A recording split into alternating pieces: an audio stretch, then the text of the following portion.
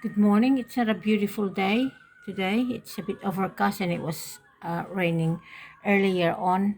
Um, my granddaughter went to the deck and she found the bird that was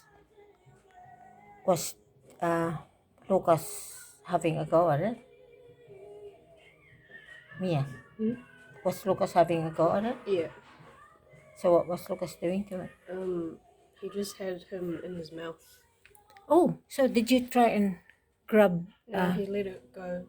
There's no wounds on him, I think. Oh! Watch out! Oh, far out!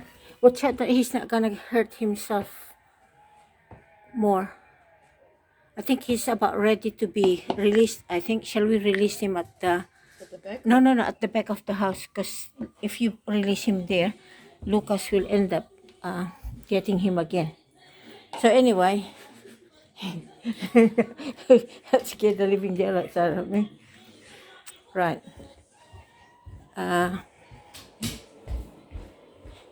Sorry, got the lights off. So